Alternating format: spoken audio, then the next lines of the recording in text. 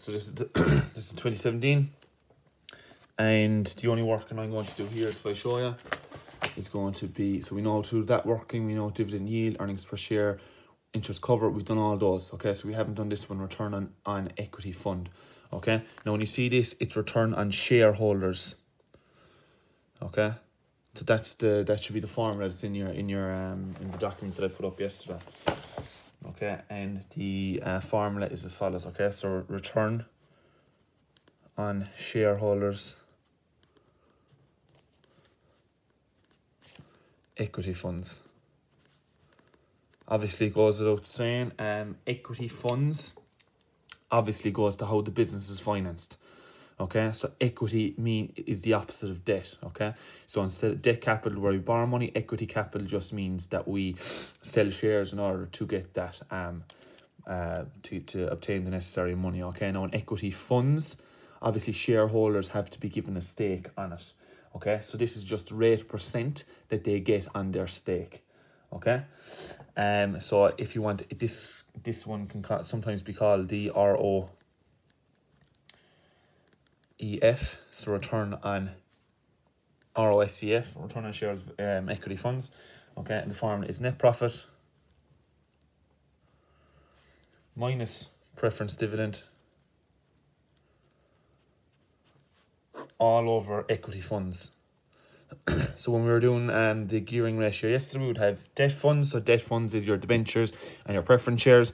Equity funds just means whatever is remaining in the finance by section. Okay, so your ordinary share capital and your profit and loss balance. Okay, no, that's fine. Multiplied by 100. Okay, so where we get the figures. So not too bad. Net profit figure is going to be here, 114,000 euros. Okay. Now, very, very similar to the ones we used to do yesterday, we have to calculate the preference dividend. How do we do it?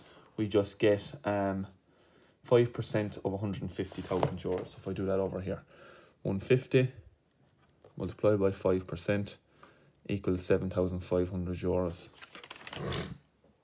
Okay, so minus 7,500 euros. Equity funds then, opposite of debt funds. So if we look down, obviously same crack goes, right? Equity capital is all going to be down the finance by section, so anything down here. So if we have a look, what we use for debt capital, debentures and preference shares.